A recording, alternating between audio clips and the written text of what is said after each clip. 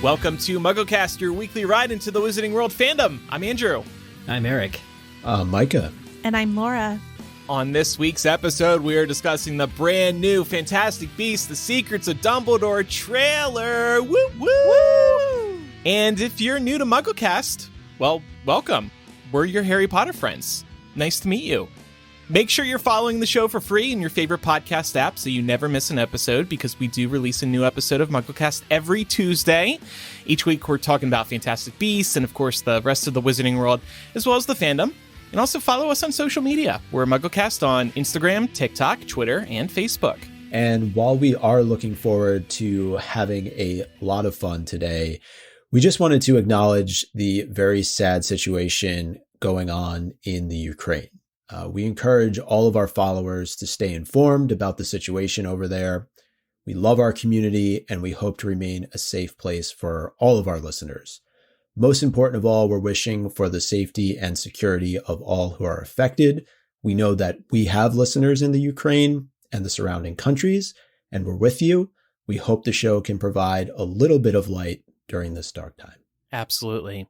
So with that, let's get to the trailer today. And I just want to start by establishing something important. Everybody this time is looking at the YouTube version. There's going to be no discrepancies between, are you looking at the TikTok version, the YouTube version, the Twitter version, the Facebook version? So everybody's timestamps should be in sync. So I shouldn't be on LinkedIn right now, Andrew, is what you're saying? The LinkedIn Nobody's version. on LinkedIn. The LinkedIn version is not what we're using today. So when we call out a timestamp, we are referring to what we're seeing in the YouTube version. There were differences between what we saw on the Twitter versus the YouTube version. That's the only reason I bring that up. 2 seconds. I may have used Twitter to begin with, so there might be a slight discrepancy, but we'll figure it out. I have faith in us. Oh no, you can deal with it. You can figure it out. Yeah. I'm not looking. So what we're going to do today is just go basically in order of what happens in the trailer. So that should make everything as easy as possible. The trailer opens with Harry Potter Dumbledore, Michael Gambon Dumbledore, saying that memory is everything. Without it, we are blind. Without it, we leave the fate of our world to chance. Is this a new line? Honestly, that crossed my mind too, but it No. must be from Half-Blood Prince, right? Yeah, I remember it being actually from the Half-Blood Prince trailer. I don't know if it was actually in the movie, but I definitely remember it being in the trailer. I found myself wondering when I saw this, because this is not the first time we've seen an allusion to older Dumbledore, particularly from this point in Half-Blood Prince. Is this a heavy hint that recovering memories will play a role in this movie? I'm thinking specifically of a scene that comes a little bit later in the trailer where it looks like Grindelwald is extracting a memory from Yusuf. Right, we talked about that scene before. I find that to be a really optimistic theory, that this whole Michael Gambon as Dumbledore thing directly ties into the plot of the film. That's very optimistic. For me, I feel like it's a pitiful attempt to get that Harry Potter connection going, like we've been talking about ever since Crimes of Grindelwald marketing campaign.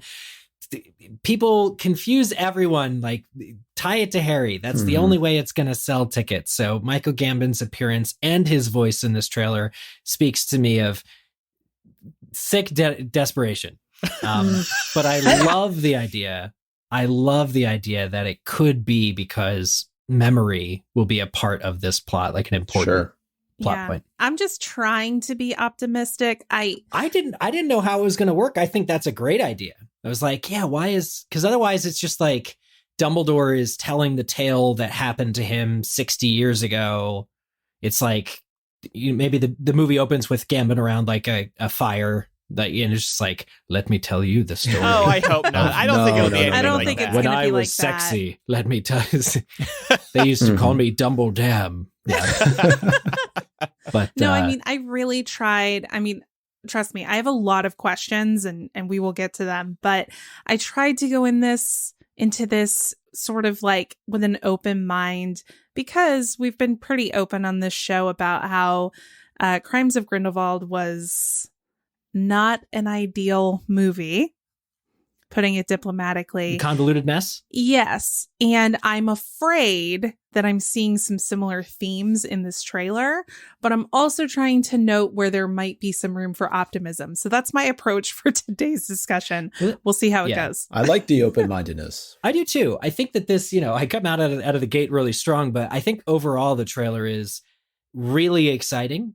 It is a successful trailer. It really makes it seem like this movie's going to be fun. I've watched it about 50 times now, just going through in much more detail than I think I did for the first trailer. But to go off of what each of you said, I think the nostalgia factor isn't just with Michael Gambon as Dumbledore, it's Hogwarts. It's that damn Quidditch player who looks like Harry Potter flying through the grounds of Hogwarts. Why do we need that? I'm sure I'm going to look back and I'm going to say, oh, that's why we needed it. But honestly, to me, it's a pull-in. It's the plot pull-in. is going to center all around that guy. No, We're going to know that guy's name by the end of this film. That is an establishing shot when they return to Hogwarts at some point in the movie. It won't be relevant. They did the same thing in Crimes of Grindelwald. They showed the Quidditch pitch for like 3 seconds. I know who it is. It's Tina. Oh, that's Tina. She's where playing she on the is? Quidditch team. She's just been playing Quidditch at Hogwarts the whole time. We got a theory about Tina from one of our listeners, James. I'm on board with it. I'm 100% on board with it. We're going to get to it next week, though. Next week. We're just not going to have time today, but we will tackle it because it's wild. Michael V on Patreon just said, I am so hopeful for this movie to be great, but I am so scared it will be as convoluted as Crimes of Grindelwald and mark the end of the series. I feel like this is a very exciting trailer. Can the movie still be like a downward spiral for the franchise, do we think? I don't think so, because as we've brought up before, we have noticed, and it's at the end of this trailer too, Fantastic Beasts, screenplay by J.K. Rowling and Steve Kloves, based on a screenplay by J.K. Rowling. Story by Steve Kloves took one look at J.K. Rowling's screenplay, said, Joe, I hate this. He went file new, doc, and he started from scratch with J.K. Rowling. They rewrote this entire darn thing. So I am optimistic that this is going to be a lot better of a movie than Crimes of Grindelwald was. The only other thing I'll say about the Michael Gambon appearance at the top of this trailer is that I hope it's setting up an eventual Evanna Lynch appearance. Wizarding World, present day, talking about her great-grandfather, Newt Scamander. That would be cute. And the fifth movie ends with her, like, again, sitting around a fire and just being like, and that's the story. Are you thinking of The Hobbit, when at the start of The Hobbit, doesn't Bilbo or somebody introduce Ian Holm Ian Holm shows up.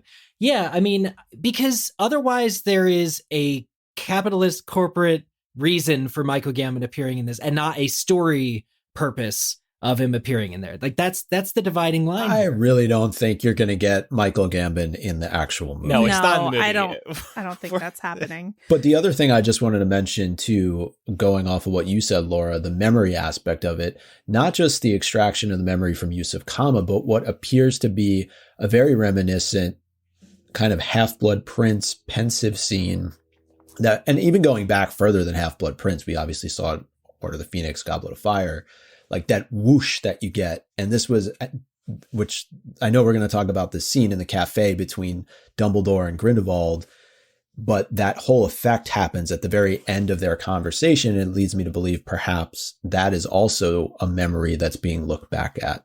That's a really good as well. Call out. I think that's a good observation. I also think that we are going to be going back in time and seeing that fateful duel where Ariana died. So I think that is really the memory that is being referenced here.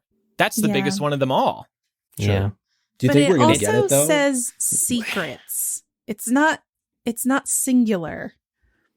Yeah. Right. Well, Dumbledore's got a lot of secrets. The worst thing that any film title can do is underdeliver on its plot. Like Crimes of Grindelwald. What were the crimes of Grindelwald? We don't know. So what were the secrets of Dumbledore? When we come out of this movie, we're going to know, hopefully, what some of them are and not just be led like the carrot in front of us of like, well, that guy's probably got a lot going on. I want to know what they are and whether we get a flashback of Ariana because that actress is coming back. Like they cast Aberforth. Now is as good a time as any to actually give us that. I'm just still hung up on, will it be a flashback or will it be a David Yates flashback?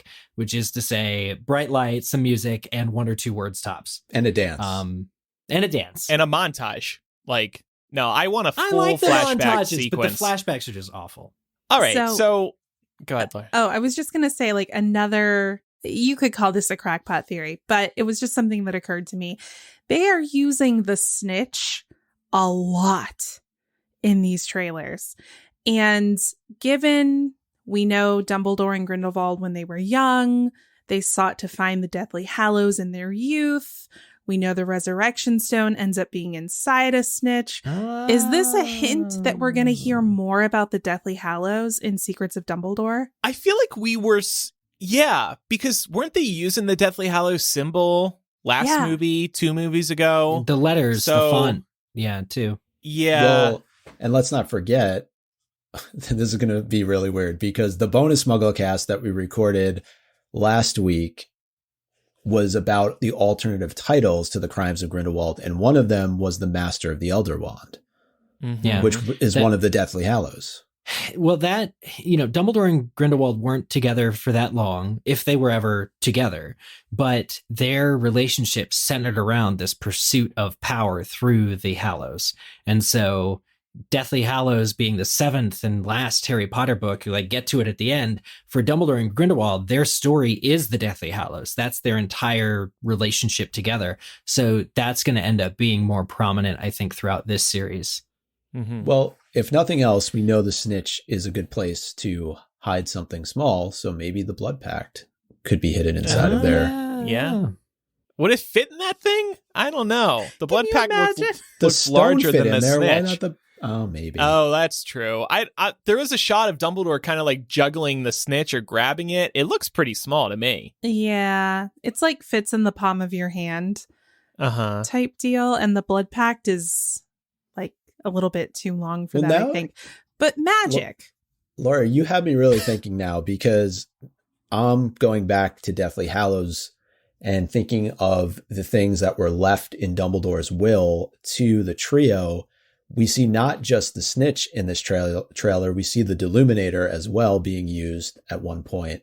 So I wonder, are we going to see the Tales of Beetle the Bard as well? Maybe. You can see all those Horcrux books? The Invisibility Cloak? I don't know. Yeah. So speaking of the Blood Pact, we see something that is wrapped around Dumbledore's hand at about 13 seconds into the trailer. And then we get a very similar shot. It's a wider shot at about 1:44, confirming that this is actually the blood pact that's kind of wrapped around his hand and kind of goes up his arm a little bit.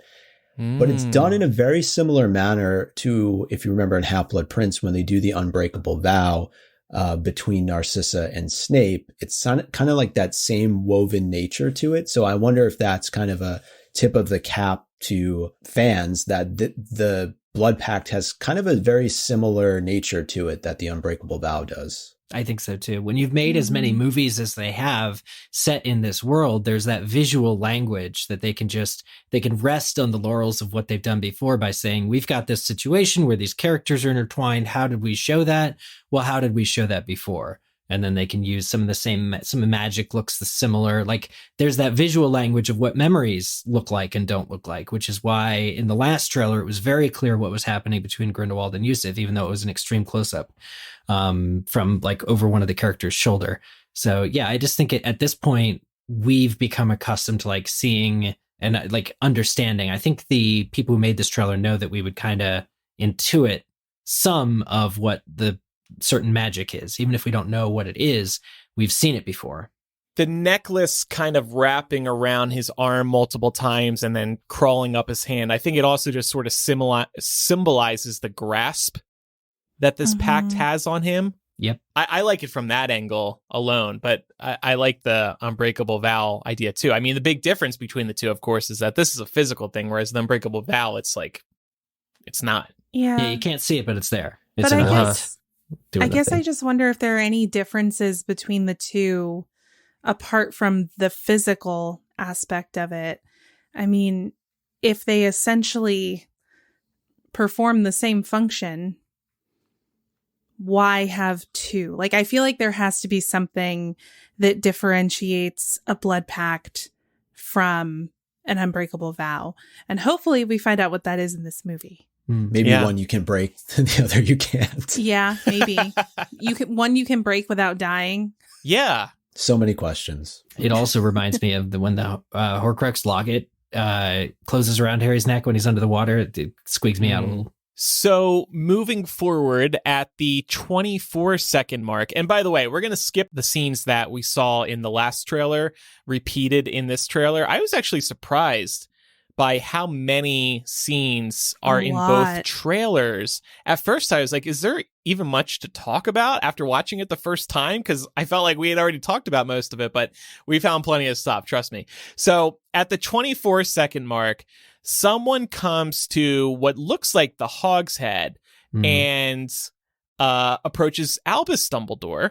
And I think it's the Hog's Head just because it kind of looks, it's got a closed sign out front. And it's not as like worn down as it is in Harry Potter. You know, it's still kind of a relatively new bar, I would think. So, you know. Yeah. But I agree with you. It is the Hog's Head. So that's kind of interesting. So he's there to talk with Albus is there to talk with Aberforth. I initially did not recognize who this woman was who was coming to Dumbledore telling him that she needs to tell him something about Grindelwald. This, Micah believes, and I think he's right, is McGonagall. We saw McGonagall in Crimes of Grindelwald teaching at Hogwarts. Yeah. And now she's hanging out in Hogsmeade and approaching Albus to share some news about Grindelwald. I don't think this shot suggests that she has a significant role in this movie, but they're doubling down on inserting McGonagall into this franchise. We have spoken about this before. Canon-wise, this doesn't really check out. She may be too young in Harry Potter to be in Fantastic Beasts. Any thoughts on McGonagall? I thought it was pretty obvious because of the accent. Like, it felt very much like she was trying to mirror Maggie's, or maybe not even trying. She just has a similar accent to Maggie Smith. And she looked a lot like, and I believe it is the same casting from the last film. She looked a lot like that. So that's immediately who I thought it was. And that just came off to me as fan service, or like an attempt at fan service. Yeah. It's like, look, one of your faves, Albus's bestie. Like, usually that accent rings alarm bells in my head and they go off, but they didn't go off this time. I missed it. Like, I think you're right. Like, there's I think it was hard to catch. Albus. Yeah, but usually the trailer, if they were trying to do, well, from all the other instances in this trailer where they do that, I didn't catch, like, by the way, because otherwise he would have said, thank you for disturbing me, Minerva, or something like that. You know, like, it's fine, Minerva. How amazing would it have been if we saw a Harry Potter era McGonagall flash across the screen, so fans can all connect the these recurring two. Staff just reflecting.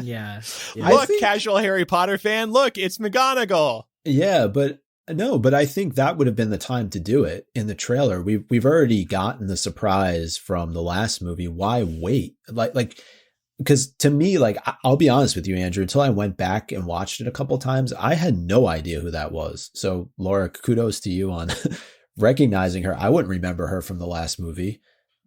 Being completely honest, like, I think dropping her name would have been a good move. Yeah, well, I don't think it really matters in the context of the trailer. And I still don't think she's going to have a big role in Fantastic Beasts. This is fan service, like Laura said. I will also note, and I just realized this, it's dark, so it's kind of hard to tell, but she's wearing what looks like an emerald dress. And if you go back and look at McGonagall and Harry Potter, she's wearing green emerald quite a bit. So that might be another connection. Yeah, through the entire first movie. I'm seeing movie 4, she's wearing green. Now, if she would have just shown up as a cat, we would have known who it was. Now, that would have been great. They'll just take the same effect from the first movie. Yeah. Before we continue, it's time for a word from this week's sponsor. This podcast is sponsored by BetterHelp Online Therapy. A lot of us will drop anything to go help someone we care about. We'll go out of our way to treat other people well. But how often do we give ourselves the same treatment? I saw my sister share something on Instagram a few weeks ago, which made the point that parents spend all their time focusing on their kids, but they have to remember to look out for themselves too. And as a newer parent herself, I think she's trying to keep that in mind now. That's a great point everyone should keep in mind, whether you're a parent or taking care of others or taking care of work all the time. I make time for myself by working out, watching some good TV at night, playing some good video games, and partaking in therapy to keep my brain in check. And taking care of your brain, which is so important, is where our sponsor comes in. BetterHelp is online therapy that offers video, phone, and even live chat sessions with your therapist, so you don't have to see anyone on camera if you don't want to. It is much more affordable than in-person therapy, and you can be matched with a therapist in under 48 hours. Give it a try and see why over 2 million people, including myself, have used BetterHelp online therapy. This podcast is sponsored by BetterHelp, and MuggleCast listeners get 10% off their first month at betterhelp.com/MuggleCast. That's BetterHelp.com/MuggleCast. So then, skipping to 28 seconds, we see a phoenix flying to Credence. He's on a cliff. I guess it looks like he's at Nurmengard. Yeah. And I don't know, Laura, you kind of had a thought about the phoenix here? Yeah, so we see this phoenix a couple of times in the trailer, and I'm wondering, it looks like it's on fire. It's burning. Is this phoenix molting, as Dumbledore referred to it? AKA, is it about to begin its death and rebirth cycle, which might symbolize things to come for Credence? Maybe Credence reborn. gets a chance at redemption. I think you're right. It does look like it's molting. Yeah. There's embers flying off of it. Yeah. I think that we're going to learn as these films go on that there's not just Phoenix birthday and Flame Day. There's going to be many days in between where they just shed cool looking embers everywhere they fly. It's just like fire. Yeah. Oops, accidentally set. Remember in Chamber of Secrets when there's a period of time where Harry is noting that Fawkes is looking a little bit decrepit? I don't think that's the word that he used, but yeah, Dumbledore, I think, referred to it as molting. And then finally one day Fawkes burst into flames and Harry was traumatized. I love that so much. So maybe. Sir, your bird, it just caught fire. Oh, and about time too. So much. Do you think we might get a phoenix battle? Like a battle between two phoenixes?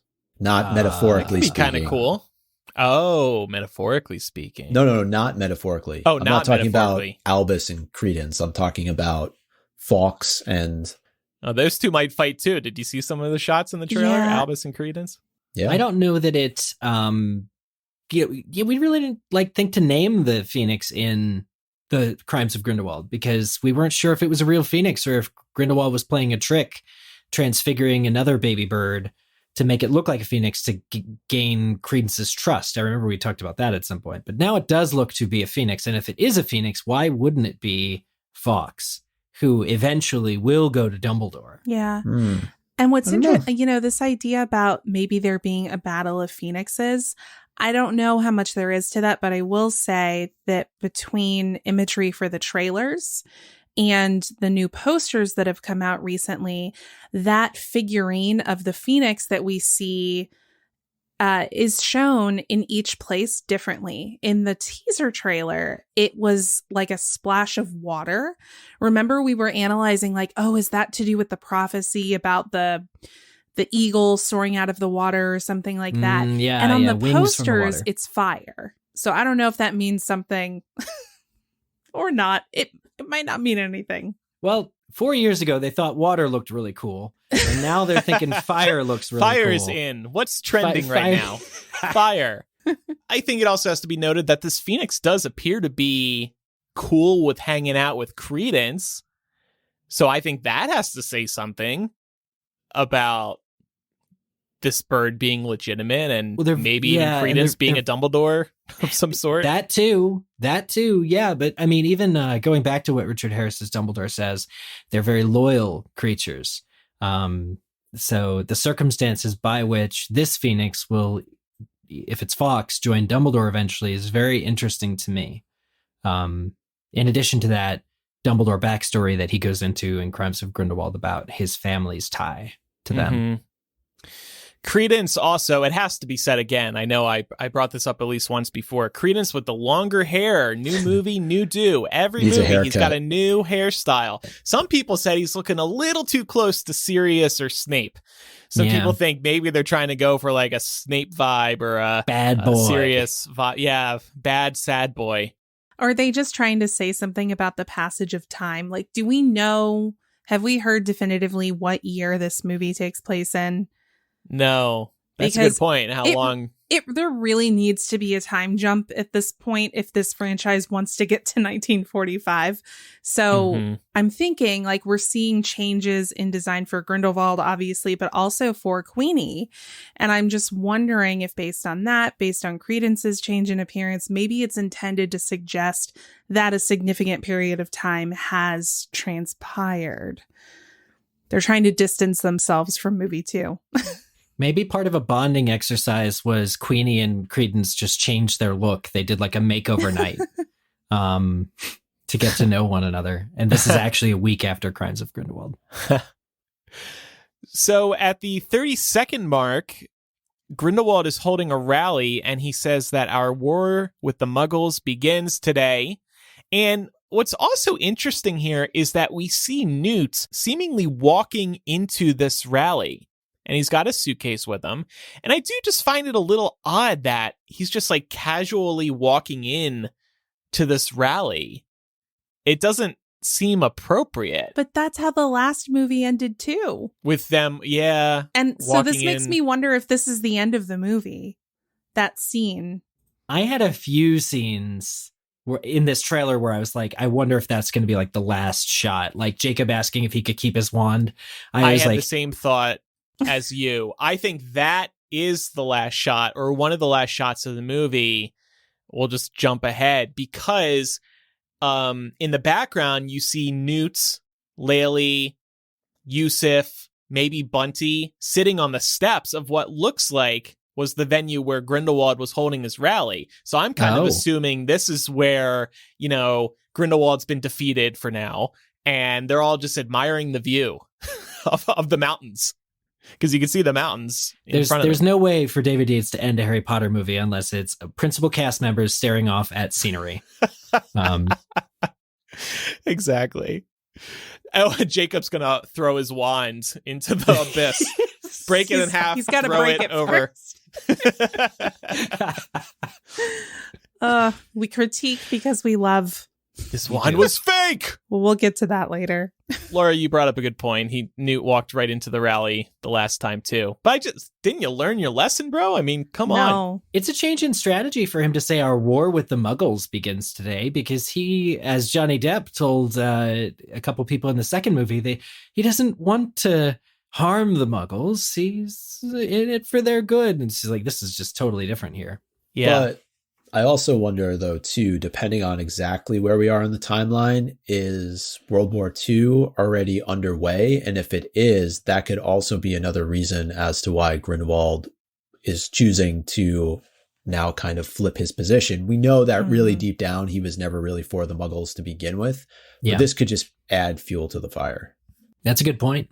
Yeah. It's also reminiscent of some real life, nefarious historical figures who kind of began their political careers seeming like they were out to, better the lives of everyone, but they didn't actually mean everyone. We know that these stories have relied heavily on that historical context. So I think this will come into play with this film too.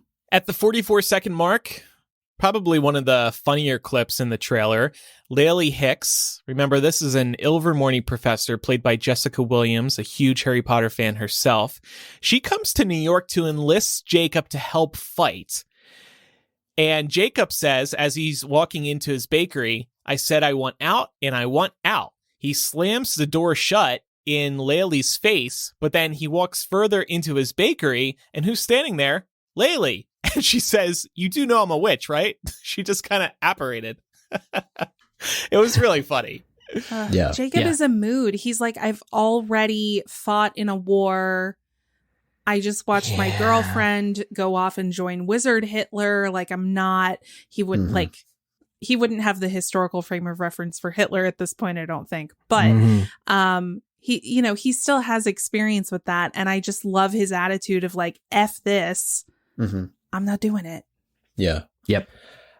I'm interested to know how she goes about convincing Jacob to return to the cause again, because he does seem pretty adamant about the fact that he does not want to get back into this whole wizarding war again. So curious what persuades him. I also really love, if you look behind Eulalie, there's a sign, I think it's on one of the counters, that says "Help Not Wanted." So he must really be in a mood. I can't wait to see that. I hope it's not just played for laughs. Obviously, the sheer utterances that come out of Dan Fogler in this trailer is the reason to watch this trailer. But I really want to see the Jacob that's been burned basically by Queenie in the Wizarding World, because we see from other moments in the trailers how excited he is to be in the world again. There's clearly a reset that happens, but it's important for me to see that these characters' actions in previous movies have stakes, that there's a natural fallout, that Jacob can be upset and be allowed to feel those things that you would naturally feel, and not just always be that happy-go-lucky sidekick buddy to Newt.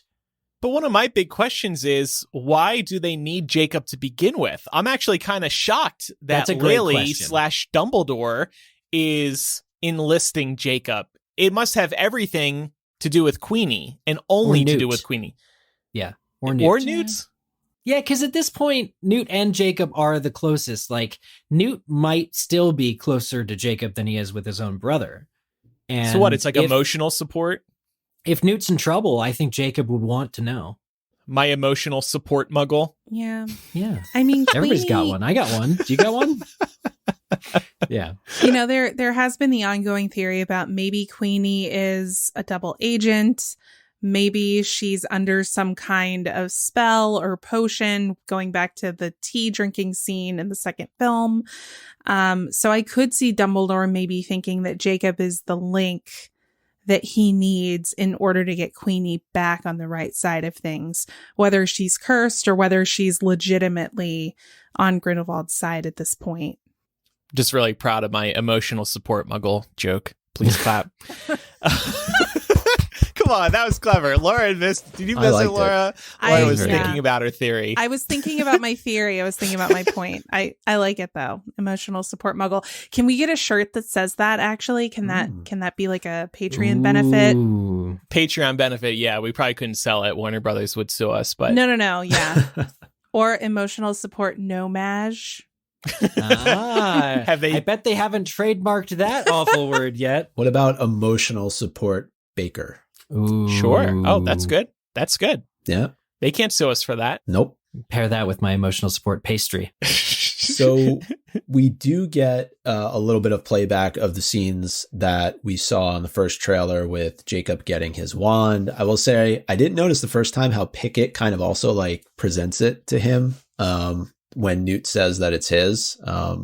We also get a kind of a cute, giggle water moment. For him. I don't know if he actually drank it or that's just how he laughs sometimes. But then at 1 minute in, we get kind of a shot of Team Grindelwald, as I'm referring to it as. We do see Queenie, but we also see Yusuf. And he's a little bit in the background, but he is there on the right-hand side.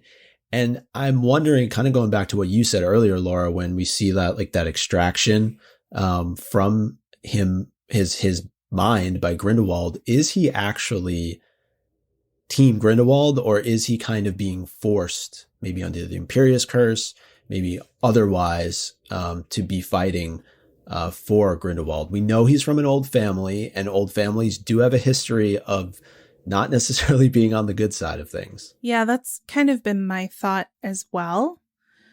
I mean, it feels very much like a Voldemort parallel to be drawn if Yusuf is going to be so easily attracted to the other side. But I've also seen theories that Yusuf is also not doing this of his own free will. Maybe he's cursed as well, assuming that Queenie is also cursed. If we were correct in assuming that the "can I keep my wand" thing is from the end of the film, didn't you say you spotted Yusuf there, Micah, as well, in the background? I think I saw Yusuf at the very end. So maybe if he's with the good guys and that is the end of the movie, maybe there was like a double agent thing going on, or maybe he's actually undercover now and we know it, but the characters don't know it by the end of the film. Is Queenie in that scene too? She is, yeah. Not at the very end. Where they're all congregated. Oh, no. I don't think so. Neither is Theseus, by the way. Yeah. Yeah.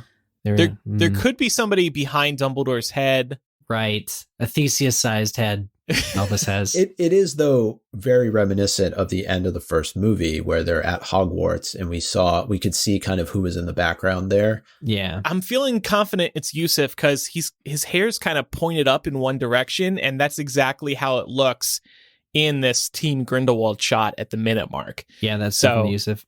2 minutes 38, by the way, is where the end question mark shot is. Yeah. Also noticing in this Team Grindelwald shot, Grindelwald looks like he just got out of a tussle. His bow tie's undone. His hair looks like a bit of a mess. There's also a house elf in the background conducting a little orchestra, but there's nobody holding the instruments. I guess the house elf is making all the instruments play by themselves in the air. It's kind of interesting. The other thing that just kind of caught my attention that we didn't have in here, but it happens just before it is there's a group of, I think it's Newt, Eulalie, and Jacob, who are kind of running down a corridor after somebody. It looks like it might be in an office space. Oh, yeah. And then the door just kind of slides down in front of them. Yeah. Not sure what that is. Definitely. Then they're wearing like a fedora, the people that they're following after. Yeah, I wondered if it's the ministry, maybe. Yeah, it does seem like government types. It looks like a Muggle building because it's very bland looking to me. Yeah. Yeah, maybe I didn't know what to make of another that. country's ministry. You know, we got to see the French ministry in the last movie. Mm-hmm. Brazil's ministry. Yeah, there's windows. It kind of looks like you can see people working at journalism office, maybe newspaper office. At 1:05, we do get a from J.K. Rowling title card, and we wanted to bring that up. Wait a minute. What? Because she wrote this movie? How she's was I responsible for the franchise? Wait, what? They were gonna pull that over our heads? What? Well, J.K. in the first trailer, it did say from Warner Brothers. There wasn't a mention of J.K. Rowling like nice and big in the middle of the trailer like there is in this one. That is kind of significant, I think, because in the earlier movie trailers, Fantastic Beasts 1 and 2, it did say from J.K. Rowling. Then they hid for movie 3. The first trailer, it was from Warner Brothers, and now it's back to from J.K. Rowling. So it felt like with this trailer, going back to what we were talking about at the very beginning, that they decided to really go all in here from a marketing standpoint. And I mentioned this actually just to a friend of mine who's a casual kind of Potter fan, and he brought up the fact that a lot of people just don't know what's going on with J.K. Rowling. Nope. And so it doesn't have that same level of impact for them when they see, you know, what we were talking about earlier. They see Michael Gambon, they see Hogwarts, they see somebody who looks a lot like Harry flying on his broom, and then they see from J.K. Rowling. Like, that's pulling on the nostalgia aspect of this series, and I think that it's in there to try and draw people in, which is unfortunate because they didn't do it before. This trailer is going to play with Batman this weekend, starring Robert Pattinson. It's going to be a very big deal. This trailer is for those casual or maybe diehard Harry Potter fans who need to know that a new Fantastic Beasts movie is coming, and there's going to be a lot of Hogwarts vibes in it. So, yeah.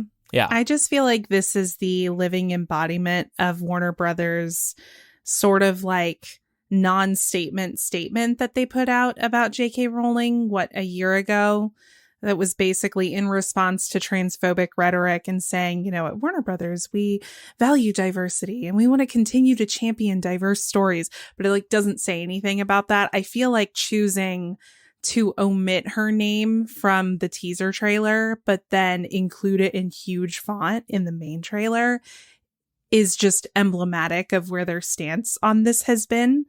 That's just they my don't know opinion. how to deal with it. Yeah, I'm not trying to get this show in trouble with WB.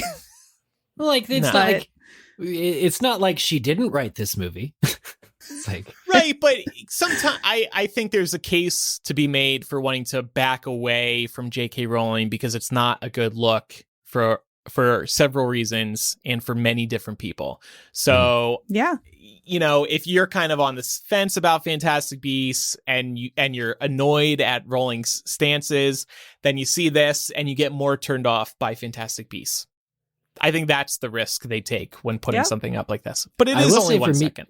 Yeah, it's 1 second. For me, I missed it until I read the document. I missed that it happened. So, well, speaking of words flying by, the very next shot at 1:06 is Aberforth. It looks like he's in the Hogshead looking at the back of his bar where there's a mirror. This is the most interesting thing about this trailer to me. He's staring at words written on the mirror. It says, "Do you know?" And then WH space I space S space K. It looks like some letters are missing from this statement. So now we have to piece together what the hell are the missing letters. Like, this is a damn Wordle puzzle. I know. And also the spacing between the letters is not consistent. So I feel like you could make a case for there being more or less letters missing from the statement. I feel like it's really open-ended, but I did put together some guesses and I thought we could take a crack at it today. I love that you took some guesses. Yes. Okay. So my first guess is, do you know where it's kept? Okay. Do you know who's its keeper? Which would be kind of weird grammatically. So an alternative could be, do you know who is keeper? Do you know who is sick? Thinking maybe Ariana vibes. I don't know. And then, for the Titanic scene in the last movie, do you know when it sank? Oh, definitely. I mean, that one actually wouldn't shock me. That's a cool guess, I think. I like the first one. Yeah. Yeah, it's like very ambiguous. It's very vague. Do you know where it's kept? Yeah. Yeah. The blood pact, maybe, or a memory. Who's communicating with Aberforth? Like, who's asking Aberforth? And why is this on his mirror in the bar? What is it with Aberforth and mirrors? Yeah. We meet him because he has Sirius's mirror that he gets from Dung that came from Grandma Place, but like another Aberforth mirror mystery? What's going on here? They just rewriting the books we already read? What's going on here? I have another guess, and this is totally wrong, but okay, he's in a bar. The letters we can see are WHISK. We're just missing EY for whiskey. Maybe some drunk person went to write, do you know where the whiskey is, or something like that. That makes sense. No, it's literally just, do you know whiskey? Whiskey is his goat. Yep, that's the goat's name after all this time. I love that. The goat's name really does have to be whiskey now. To me, this is like right up there with the Chamber of Secrets has reopened. Like, it's giving me that vibe. Okay, so we'll continue to debate what the hell is going on with that. At 1:08, we get a line from Bunty. She says to Newt, "No one can know everything, not even you." I feel like there's probably some significant conversation being had here, but I have no clue what it is. Bunty, though, to have all this information. She was a nobody in the last movie. Now all of a sudden she's like Dumbledore's confidant. Well, that's the thing. Dumbledore elevated her because Newt wasn't needing her for anything. And he was like, I could actually, maybe it's that Newt wasn't pliant like he wanted him to be. So he got Bunty to like go deliver all the lines to Newt to manipulate him to help Bunty or Tina? That's for next week's episode. Oh, yeah. That is the theory that was sent into us. Is Bunty actually Tina? Well, what would be the point of that? Have Catherine Waterston come do the movie. Like, am I correct that there was no statement from either side saying that Tina or Catherine was not in this movie, and yet she's just been totally absent from everything, and nobody... Do we know why? Every Fantastic Beasts movie needs at least one good Polyjuice moment. So... There you have it. Fair enough. And stage play. Don't forget the stage play. How about Grindelwald? How are they going to explain his whole face change? Magic. I don't know, but yeah, I don't think they have to explain it, really. Yeah. I've already forgotten that he was played by Johnny Depp. And He is kind of a master of disguise. Like, he spent the whole first movie as Graves. So, Yeah, exactly. I think it's really smart, by the way, that Grindelwald doesn't have blonde hair in this movie. Like, don't try so hard to look like Johnny Depp's Grindelwald. Just go take it a different direction. And I he quite looks- like everything I'm seeing of Mads as Grindelwald. Same. Yeah. So at about 113, and I know this may not necessarily be new, but I found this whole Grindelwald sigil to be much more prominent in this trailer than I think I've seen before. So he clearly has a mark. It's like the back-to-back G's. And at one point it actually becomes, I don't know if animated is the right word, but you see kind of like, I don't know if it's like a snake coming out of it. We do see it being shot up into the air earlier on in the trailer by some of his followers. But this is clearly like his mark, even though I thought the Deathly Hallows was his mark. So I'm a bit confused. It's very James Bond villain to me. It actually reminds me of the double G's used by the villain Gustav Graves in Die Another Day. Well, actually, Micah, I'm zooming in and on the double G's on the front of the car. This is a car, right? Or yeah, I think It looks it's like a car. hood ornament. Yeah. And if you zoom in, I almost feel like you see the Deathly Hallows symbol in between the two G's. Oh my You're God, right. you're right. It and there's is. a wand. There you go. Oh so he's my still gosh. using the Deathly Hallows. Yeah. Well, and then that was his mark, right? That was what he graffitied it all over the school. Mhm. He just was obsessed with that mark. And- so it's nice to see him using it. I think I said it was a snake. It kind of looks like a dragon, and it kind of looks like the beast that we see a little bit later on in the trailer, which I think is a wyvern. Oh, right. So I don't was know if gonna that's say, his beast. Could this be the Antipodean opali living again? It could be. Hoping for that. No, it looks like a wyvern. You're right. But you're right, Eric. That car too now is very Bond villain-esque. Mm-hmm. Yeah, he drives a sleek car now. He's like very I bet he doesn't drive. Who drives it for him? well. Actually, Yeah, funnily who's the enough, chauffeur? Credence. Mads- It's Credence. it's all of this talk about Die Another Day, but Mads actually played a Bond villain in Casino Royale. Yeah. Yep. He was excellent in that as well. Credence totally has the chauffeur hair, come to think of it, in this movie, the longer hair. Oh yeah. Just get Just- him some shades and a suit. And the hat. Yep. Definitely the hat. So, okay, speaking of Grindelwald, really interesting scene at 117. Dumbledore and Grindelwald inexplicably are meeting in, a couple of people have said a diner. This doesn't look like a diner to me. This looks like a fine dining restaurant. We'll look at 118, where it looks more like you're in a I'm still, when it's this looks when like a it's- fine dining restaurant to yeah, me. but in a second it lights up in flames, and you can Right. see that the way the booths are set up looks like a family restaurant. So I can see how it, even Where though do we every think table Dumbledore has likes to go? Chili's? Applebee's? Yeah, Fridays? Applebee's. We're Yeah. in here, it's always Friday. Well, there's a tablecloth on every table. That's probably fine dining, and I don't know what the customs were in the 30s. Maybe Yeah. it's a cafe. But still, when does this happen? Because this is exciting. This is these two men meeting, and the purpose of these scenes. It's like Charles Xavier meets Magneto. It's like we're mortal enemies. We clearly have a few more films before we can end one another. But here's my want, and here's how you're going to fail. That scene is always going to be interesting when it's heralded by actors like Jude Law and Mads Mikkelsen. Based on their conversation, this is what led me to believe that this could be a flashback, because they're talking about how with or without you, I'll burn their world down. I feel like this was probably a conversation that happened in the past as opposed to something that's happening in the present, because I can't imagine that if Dumbledore is going to try and sit down and have a conversation with Grindelwald after everything that's happened, right? Like, let's Are remember. you sure? Well, no, I Well, can't be 'cause he's in love 100% with them. sure.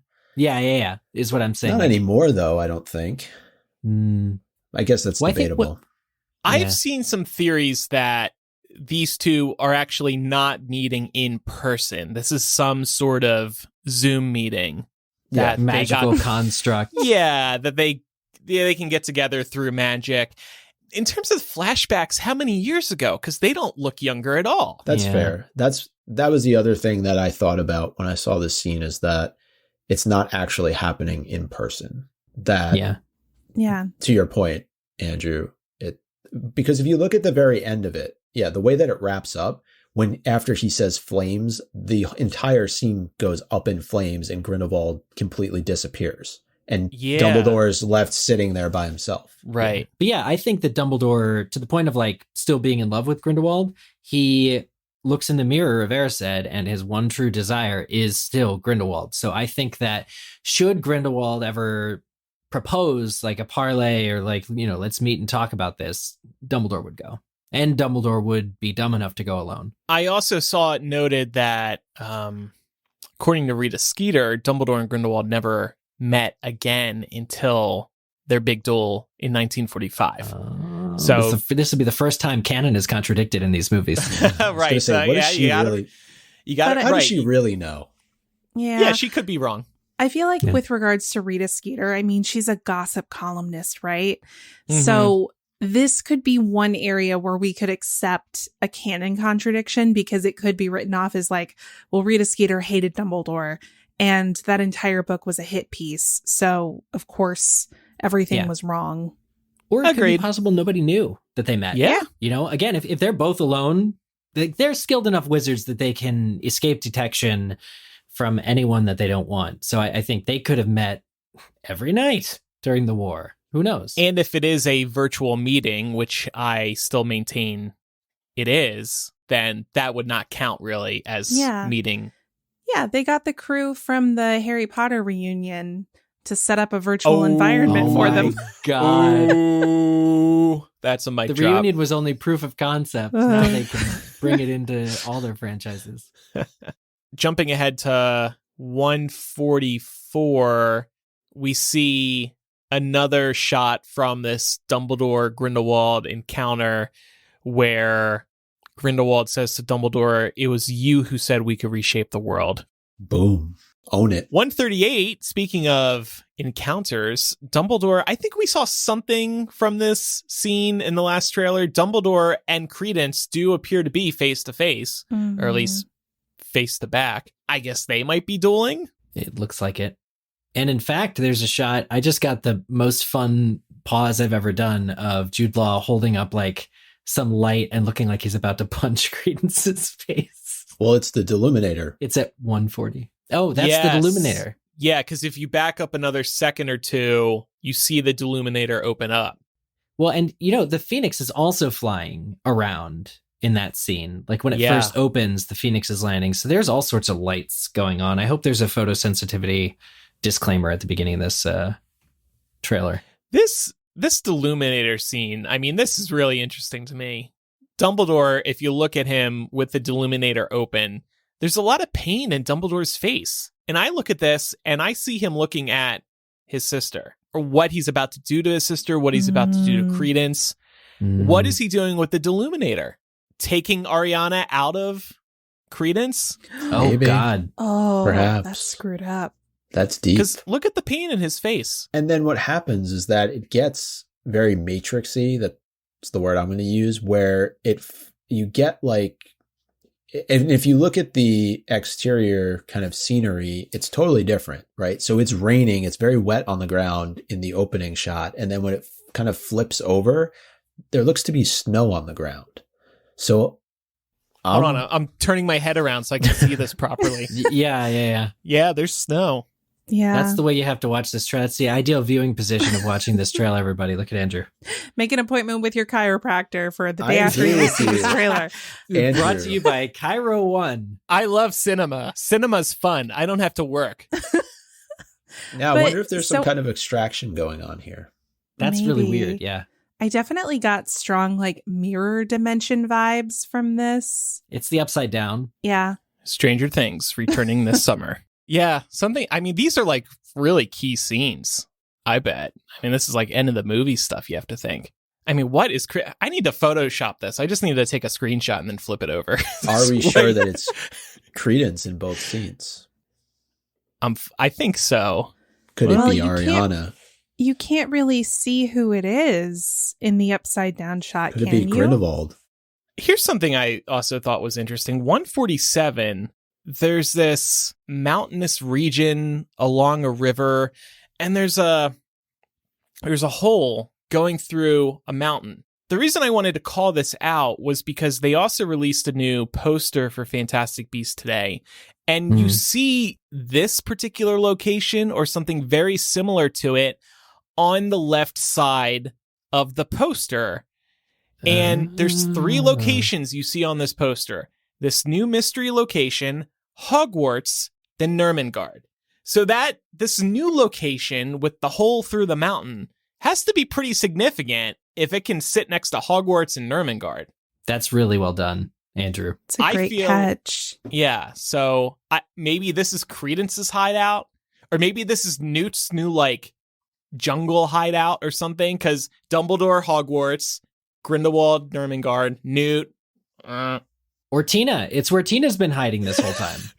There is a light in the cliff on this poster. Ooh, do you think that Dumbledore uses the Deluminator to, like, mimic Newt's voice and lead Tina back to the fold? That seems like How a waste of time. How did she get out of the fold? None of this would be happening if the characters were allowed to communicate to each other.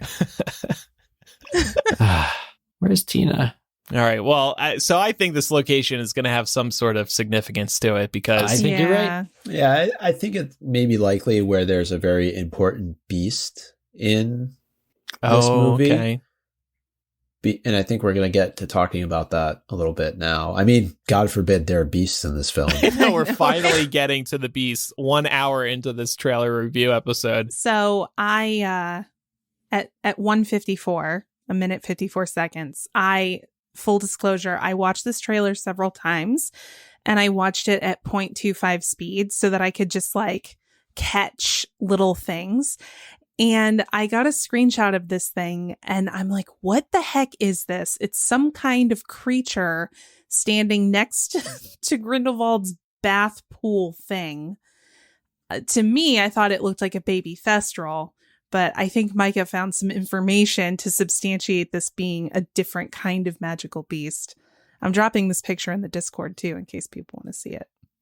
Yeah, it does look like a baby Thestral. Also, like, when I saw it, it looked kind of like just a very wet newborn calf almost, right? Yeah. Yeah. And it may just be wet because it's next to Grindelwald's bathtub there. Yeah.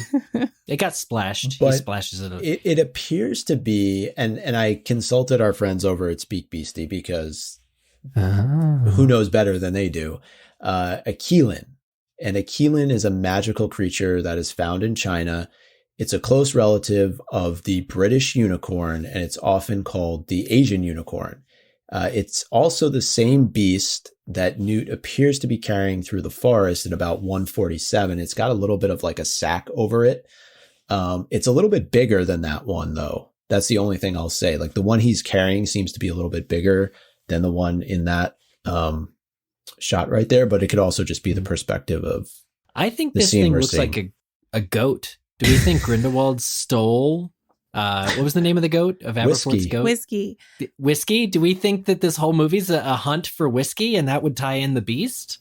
So maybe. Here's a question, though. If Newt is running with this thing through the forest, how does Grindelwald come to be in possession of it? Or does he get his own? Like, are there more than one potentially? Because we do see, does it look like Rosier who's chasing him and firing those spells That at did him? look like Rosier, yeah. The other thing that they shared with us here too is that a Keelan appears only for good leaders or emperors.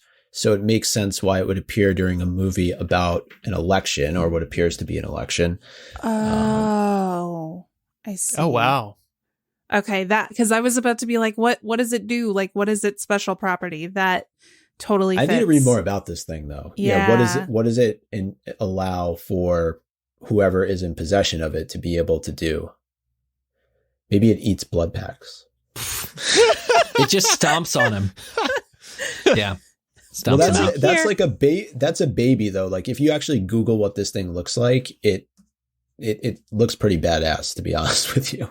And that's the difference between a blood pact and an unbreakable vow. One can be eaten by an animal. The other, nothing you can do about it. Sorry. Kind of looks like a cross between Flareon and Spyro the Dragon. Wow. Ever since Laura mentioned you can play videos at 0.25 speed a few minutes ago, I've been doing that, and I'm like mesmerized by the slower playback of this trailer. Doesn't it sound wild? Oh, I don't even have the sound on. It's just it sounds horrible. That's like it sounds nightmare fuel. Terrible, but it like definitely for like little things, trying to catch little quick snippets of things. If you wanting to go in as deep on this trailer as we have, I highly recommend it. If you have like 2 hours to burn at some point for a 2.45 minute trailer. It's like watching a feature length film is just watching a film trailer on slow-mo. Mm-hmm. So right after this, we get a little bit more of the fighting we saw in the teaser trailer with Theseus and Eulalie, presumably on the streets of Bhutan. They throw a couple of orbs at Grindelwald's followers. But what I really found cool is that Theseus does this spell where he essentially like takes this guy and throws him into the wall, and the guy gets stuck in the wall like he's one of those fat heads that you can just kind of like. Have you guys ever seen fat heads before? You know what they are? No. They're like full size posters like that you can put on your wall that usually they're of athletes, but they can really be of anybody. So that's what this reminded me of. He suddenly looks like he's been painted on the wall. Yeah, exactly. That wasn't a human. Yeah, he's kind of like, moving around. You know, this reminds me of the magic. Doesn't Grimson do that in Crimes of Grindelwald? He's like in the wall when he pops out and kills Irma. He goes into some kind of interwall realm thing. I don't know how I feel about this magic, but it's definitely something you're trying something new. So that's kind of neat. Wall magic was in the early 1900s. That's what we're learning. Yeah. Well, it makes you wonder what's on the other side of that wall, or what is within that wall that would allow somebody to be in it. Like, and how does that relate to portraiture in the wizarding right, world? exactly. Ooh. And then it becomes a question of like, okay, we're seeing this like weird mirror dimension with Dumbledore and potentially Credence, and now people live in walls. Could this be like Space Jam 2, where they just bring in all the other IP? No, please. Yeah. Micah, you got one of your favorite shots, I think, at 2:02. I did. We hear Newt say that we're going to need help. And what happens when Newt needs help? Teddy shows up. Teddy the Niffler. Teddy the Not Niffler. Lupin. Yeah, not Lupin. He's a few years away. But because we talked about this on our last recording, which is now going to be an episode in the future. But the Niffler actually got a name. His name is Teddy. And they show a really cute scene of him charging in, Pickett riding on top of Teddy with a wand with a wand outstretched, and looking like he's carrying. The Niffler has a tie in his mouth. Laura, you pointed this out. Yeah, so I was like, what is Teddy carrying? It looks like a tie or some other kind of fabric with a phoenix on it. And then Micah, I think you found the exact screenshot from this trailer that shows whose tie it is. Yeah, it's Theseus's tie. That is not a good sign. Yeah. Is it Theseus's wand too? I wonder if this is like a magical tie, like it has certain things that it does, because I'm curious now too, looking at the tie, like is it an Order of the Phoenix tie? That's what I was thinking too. It looks like a phoenix, almost. Does this phoenix look like the one that was on the book in Crimes of Grindelwald that Laylie Hicks flips through ever so briefly? I need to find a photo of that. But nobody, I'd have to go back and look closely at the trailer, because I was trying to see if there were other members of the quote unquote order that were wearing these ties. But Theseus appears to be the only one that I saw, and I just happened to catch it. And that's why I screenshot it and put it in here. Yeah. What scene was this where he's wearing this tie? It's on the train. Yeah, and it just seems like a bad omen given the fact that there is a scene that comes a little bit later on in the trailer. Yeah. Suggesting He looks like Dumbledore in that scene when he fell off the astronomy tower. Yeah. Oh, yeah. That's the second carriage of the Astronomy Tower of Terror. It's going to be Dumbledore on one side, or you can have Theseus' free fall on the backside. Oh my gosh, they really did rely on a lot of imagery from the Potter films in this trailer. We're unearthing so many shots that look exactly like the ones from the core Harry Potter movies. It's 2:14 into 2:15 where Theseus just like straight up falls. Newt, I guess it's Newt, is holding on to him, but yeah, it's kind of worrisome. Yeah, it looks like we'll talk about this, but it looks like they're battling a Manticore somewhere. Mm-hmm. Where that is looks like a cave somewhere. I really don't know. Well, I'd like to see Theseus survive, and get developed over the next 3 films. It's just, the characters that we care about, like Lita, really should not be taken from us so soon. There's a lot more there that could be explored. So I'm looking at this shot I was referencing in Crimes of Grindelwald, where Flamel is opening up this very old-looking book, and he talks to Laley Hicks. The Phoenix does look similar, not exactly the same, but same thing where the wings are up in the air, kind of like what we're seeing on Theseus's tie. So I think this is the Phoenix.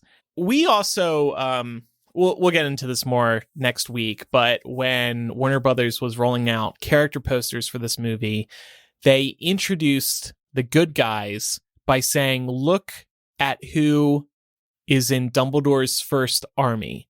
I feel like that's a reference to the Order of the Phoenix. I thought maybe the Order of the Phoenix may actually be called out in this trailer. It wasn't, but maybe we'll get that surprise in the movie itself. Yeah, I'm not going to go all doom and gloom on Theseus just yet. I feel like, that tie may have, if in fact it is reflective of the Order of the Phoenix and Dumbledore is in charge, that tie could have some kind of magical properties. If you look at Theseus actually in a few scenes just before that, like when he's with Newt, he doesn't have his tie on. So I'm wondering if like the Niffler and Pickett, like, I don't know necessarily what happened here, but it seems like they're retrieving his wand, they're retrieving his tie and bringing it to him. Yeah. And is the Phoenix on his tie gold? Looks like it, yeah. That would explain how Teddy was able to find it so easily, right? Like if it fell. Yeah, or maybe he stole it from him. Yeah. Maybe he took his tie off him and he's like, I feel bad. Let's take it back. Maybe that's his arc. Maybe that's Teddy's character arc throughout the film, is he's slowly learning that not taking everything that's gilded is okay. So speaking of beasts, not long after this, literally, I think it's the next scene, we get the shot of a beast that we saw in the first trailer, but I don't know that we really talked much about it, and that is the Wyvern. A wyvern is a large, fearsome dragon-like creature, traditionally having 2 legs, wings, and a serpentine tail. And that's exactly what this beast look like. And maybe he's carrying Newt, because you do see a briefcase at the very end of the tail. So I'm guessing it's Newt. But weren't there multiple suitcases there in were. One of the trailers too? Yeah. Oh, right. And what's in those dang suitcases? Yeah, that's a great question. Secrets. Those are the secrets of Dumbledore. Suitcases of secrets. Ladies and gentlemen, I've taken all of my secrets and I've split them into these 5 briefcases. Mm-hmm. You're going to hide them around the world from me so no one person can know. Ooh. And hello, Voldemort. Oh, right. Just after this, I know, Andrew, you said we probably got the biggest moment of the trailer earlier with the mirror, but I would say this is probably the biggest moment because we get Dumbledore and Grindelwald actually dueling with each other. They're fighting each other. So my question is, does this mean the blood pact is broken? Okay, so I'm not sold on them actually dueling. Again, I feel like this is a Zoom call because there is this sort of orb around them in this sequence. And so could this be a memory too? I don't know. Why would they be fighting? I don't want to see Dumbledore and Grindelwald duel in this movie. Because you're worried it'll just be too repetitive by the end of it? Yeah. I want the big duel only. And again, this orb is really making me suspicious of what exactly is going on here. Well, and the question would be, even if the blood pact isn't broken, can they still actually fight against each other, right? Like, they can't fatally wound each other, but they can certainly, I would think, fight against each other. The only reason why I would say that this is real is because, and again, trailers can obviously be very deceiving, but you get a very brief shot of David Wong's character, like, raising his wand. It's almost like all of the wizards who are watching this happen around them, like, go up to kind of defend whoever it is that they're rooting for. Because I think ultimately what we're getting here is we're getting probably a gathering of international wizards, right? We talked about the International Confederation of Wizards, and they're going to choose sides. Some will choose Grindelwald, some will choose Dumbledore. And I feel like when those two finally go after each other, maybe that's the moment where they're like, okay, well, we're going to protect whoever our guy is in this fight. I like that a lot because it would mean that Dumbledore is there in person as the opponent to Grindelwald. Like, he would have to, as a character, develop enough to be like, okay, here I am. You all kind of have read about me. I am going to be this side of the argument. And Dumbledore in the last film was very much in the shadows, not willing to be that. But I would like it if in front of all these international wizards, he comes out and it's just like, okay, well, I'll actually champion the other side and give them an alternative. That would be a good character moment for Dumbledore. And it's interesting because as much as I love Jude Law in Crimes of Grindelwald as Dumbledore, I wonder if that wasn't still just like the winking and nodding Dumbledore versus what we have a chance of it being in this film, which is like the growth, like an actual turning point for the character. So now I just kind of got excited. Yeah, and looking back at it now, it's not just Dave Wong's character as Lu Tao, it's Maria Fernanda Candido as Vincencia Santos. She has a moment in that trailer too, where she looks like she's doing the exact same thing. Yusuf Kama is in there. She got a poster. So she did get a poster. So it's nice to see some of these new characters more prominently, even if it's only for like half a second to a second in this trailer. And then another new character who I believe also got a poster was Helmut, played by Alexander Kuznetsov. Apparently a very common German first name. He actually has a bunch of books fly up in his face at about 2:10 into the trailer. But if he's being called out specifically, I think we can probably... he seems like a henchman type or yeah, replacing... what's his name? Somebody we know who saw a test screening of this saw that poster and said to me, I saw the movie and I don't even know who that guy is.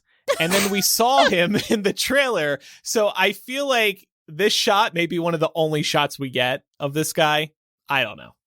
Or maybe this person slept through the movie. But yeah, I mean, you know how it is. You go to a test screening, you're so excited, you miss entire... you fall asleep, yeah. Well,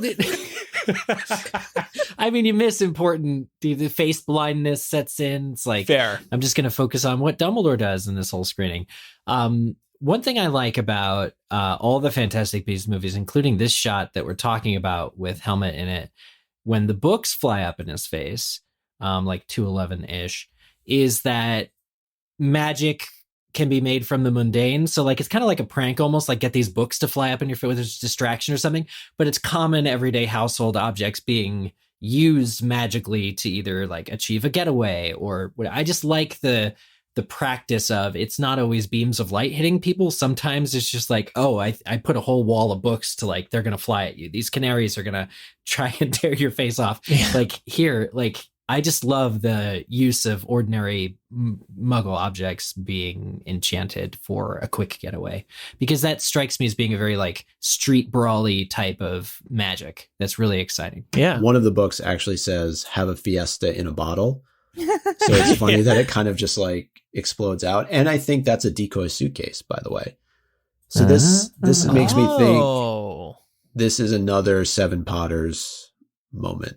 Why they have so many suitcases and they spread them out amongst everybody. The goodies. Yeah. But wait, but why do they want the suitcase?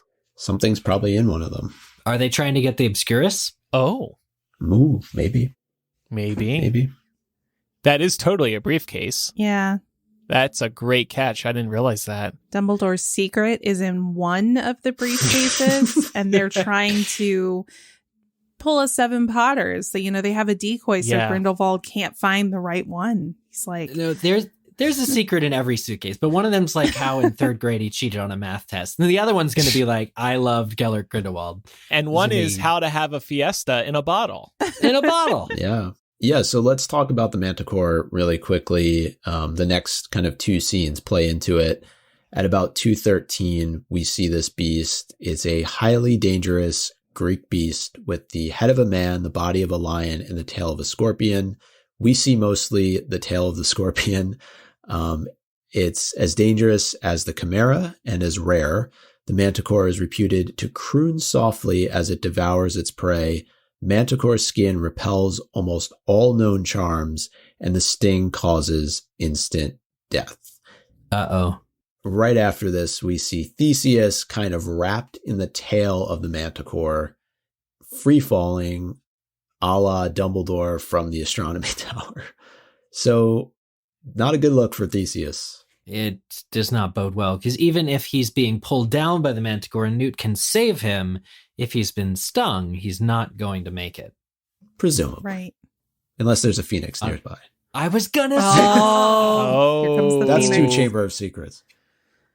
Is it? It's not 2 Chamber of Secrets. Just a for me. smidge. Maybe it is, perfect. but that's all the more reason for them to do something like that in this series. Hey, it could be some ring theory, like they're really leaning heavily on Half-Blood Prince imagery at the beginning of this trailer. Maybe we get some Chamber of Secrets imagery with the I Phoenix. like that. I was thinking with the words on the mirror that it's very I am Tom Riddle, Tom Marvolo. Oh. Or I am Lord Voldemort. Yeah. Interesting. I'm going to use those letters something in else. my Wordle guesses tomorrow. Can't wait. One of the last new shots, at least I don't remember this from the first trailer, is Dumbledore watching who looks like Fawkes as Fawkes is flying away. It's a pretty cool shot. It's almost like a dream sequence because it's so dark. Dumbledore is just staring as Fawkes is flying at something. I love this shot. I just love seeing Dumbledore watch his bird do something. It looks like he's got some task ahead of him. He appears stunned or transfixed or something. Like Dumbledore's just like kind of caught off guard almost, it looks. I can't wait to see how the Phoenixes are involved. And Or Foxes. talking about Phoenixes that look rough, this one definitely looks like it's about to be reborn. Yeah, very similar appearance to the one Laura was looking at earlier, with the embers kind of coming off of it, it looking like it's burning to an extent. And then it cuts to the title of the movie, and Laura, Secrets of Dumbledore, water phoenix behind it again. So they are still interested in their water imagery. But in the posters, it's definitely fire, right? You're right, yeah. Yeah. But doesn't that Fire play and off the water. alchemy piece as well? Two opposing elements. Yeah. Did any of you think too, when they said things are not quite what they appear, like my mind immediately went back to the end of the last movie? Yeah. Yes. Which we're all hoping we get some explanation to. Or maybe that's a little nod to Bunty is actually Tina. Oh. More on that next week, maybe. And then at the very end, we spoke about this earlier in today's episode. There's a shot, I feel like it's from the very end of the movie. Jacob says to Dumbledore, "Can I keep this wand?" There's also a shot, and this looks like it's from earlier in the movie. Dumbledore says to Jacob, "I trust you're enjoying your wand, Mr. Kowalski." This was the moment where the world's best "that's what she said" happened. Meg and I watched this. It was just, she's like, "That's what she said." Trust you're enjoying your wand, Mr. Kowalski. Well, he does seem to be doing some magic. We get a look at Jacob casting a spell. Well, not casting a spell. He's probably hitting a button on the wand and it's conjuring a spell for him. But it does seem to do something. We were speculating maybe the wand doesn't do anything at all, but it does seem to do something. I think it's a fake out. You don't think the wand can do anything? Yeah, I mean, it's hard for me to imagine why, if the wand is pre-programmed with spells, why would that be one of them? A storm cloud? Chaos at dinner? Yeah, like, what? So You ever want to get out of a dinner party? Hey, listen, you ever go to a dinner party and you see your exes there and you're like, oh shit, I gotta peace out. Wow. Because Queenie's there looking at him. Yeah. And she looks kind of proud of him too, in like a weird way. Her look is indiscernible to me. Like, I feel like there's a little bit of like a smirk there, but her eyes are just like driving into him. If we're meant to assume that that's who she's looking at, we can't tell for sure. But I feel like there's no way Jacob's doing magic, or that wand would have that spell pre-programmed in it. Why? I feel like there's some other explanation. Or if Queenie is still in that trance-like state you're talking about, it would explain why she does look like she's there but not really there.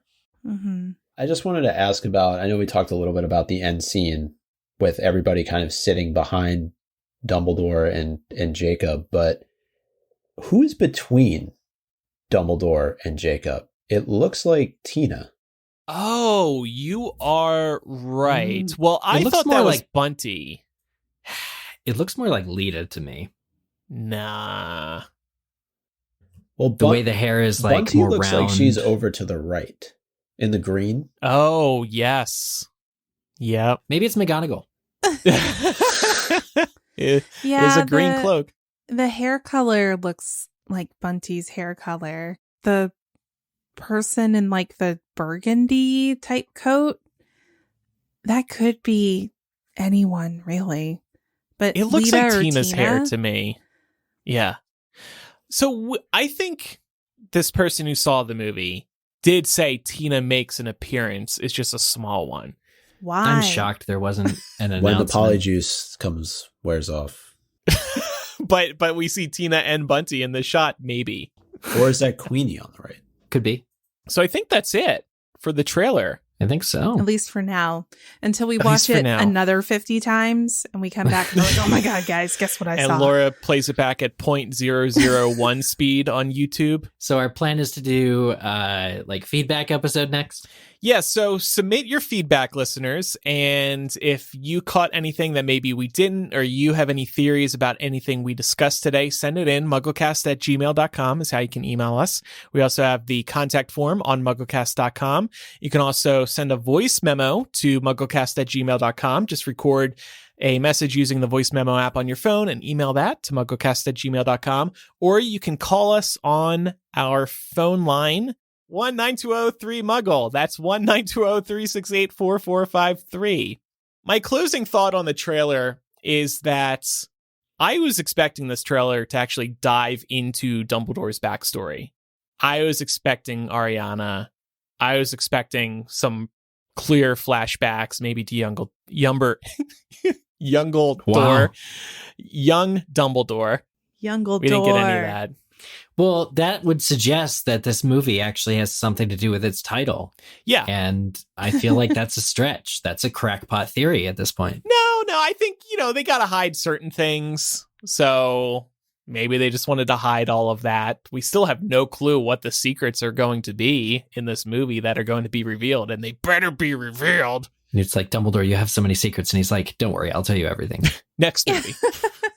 In 5 years from now. Yeah, I agree, especially with the title cards interspersed. Yeah. I mean, the title card's literally like his secrets. Yeah. And it's like no hint about what they are. Yeah. Nothing. Well, the person who wrote the title card is a totally different department than the person that edited all this footage together. Yeah, there's a disconnect. One hand does not know what the other is doing. Exactly. Like an octopus. Anybody else want to get something in before next week's episode? Yeah, I'll just say quickly, I feel like, because I did go back and watch the trailers for the first Fantastic Beasts and Crimes of Grindelwald, and I feel like this story at least feels like it's showing us a more linear story than what we got in the last film. Like, it's very clear they're uniting to go to this, event, Confederation of Wizards, and they're pulling some kind of Seven Potters like dupe suitcase situation to try and overtake Grindelwald, stop him from doing something. Like, that seems very clear to me. Whereas when you watch the trailer for Crimes of Grindelwald, I was like, what is this? What are they talking about? So I feel positive about that, but I feel like there's still too many characters in this dang movie. Yeah. I'm surprised by how many there are, but okay. How many posters they made? I know. Just like- There was 18. 18. 18, but not 18. But Overall, I really like the trailer. It gets me excited to go see this film. I think I mentioned this a little bit earlier, but a friend of mine who is a casual Potter fan actually has a movie podcast, which I know I've mentioned before. Everyone's a Real Critic. They're going to be talking about Crimes of Grindelwald coming up. I think I'm going to join them for that. But this actually tied in because, Eric, you said this totally kind of unsolicited, but they had very similar feedback to what you said earlier on from an X-Men standpoint. And I'll just read like a little bit of this, but their thoughts were they're replaying the hits of the last book, meaning Deathly Hallows. Similar looking storyline, almost reminds me of the old X-Men movies where Magneto and Professor X are pitted against each other. Bad guy wants to kill humans. The other half with superpowers have empathy for humans. There you go. So This is from your kind of average fan who's not, crazy into it at the level we are. It does speak to the ongoing minimization of Newt and his beasts. Well, that was the point. He felt that you had the opportunity to really kind of create this new character, new lore within the Harry Potter world and tie it into, big events, sure. But it feels like now the big events are taking over the actual story. When watching this trailer, the first thing I said was, this would be actually a great trailer for a great movie set in like middle of a European war in the 40s in the Wizarding World. If it wasn't trying to be a Fantastic Beasts film, like this trailer is for a very good movie that has nothing to do with Fantastic Beasts. The second takeaway I had, though, was just how much this trailer does rely on Jacob for the comical beats and our heartbeats. Like, I think that they know, the people who made this trailer know that Jacob actually, as a character, has our hearts. So that's why every 30 seconds he makes a weird sound out of his throat and is like, ha! Or something. And it's just like, oh, I'm hooked again. Here's this character. That struck me as being very intentional to break in like the Jacob happy beats. Yeah. Well, to your point about the minimization of Fantastic Beasts, I mean, look at the title card. Fantastic Beasts is like this big on the title card, and then it's like The Secrets of Dumbledore. Like that is the title of this movie. Well, how big is the font that says from J.K. Rowling? Because if it's smaller than Fantastic Beasts, we have something to complain It's about. not. It's pretty big. It's pretty big. Yeah. Yeah, look, I get why they're doing it, and it's going to be fascinating to me to see how this movie does at the box office. And we've heard that they're taking a pause between movies 3 and 4. And my theory is they're going to wait to see how well received movie 3 is before deciding to do about movie 4 and or movie 5. Will they move it to TV? Will they just do one more movie? Will they do no more movies? Hopefully that's not what's going to happen. I mean, on one hand, if they do no more movies, they could just move on to something entirely new, and that could be exciting. But I think we want to see this story play out. But that would also mean that you would need a satisfying enough ending from this movie if, in fact, they don't plan or are put in a position where they can't move the franchise forward. Right. I think worst comes to worst, they would just do one more movie, and maybe it would be an HBO Max exclusive, and maybe it would be shorter. Maybe it would be 90 minutes instead of like 2.5 hours. Do we know the runtime on this yet? I don't think so.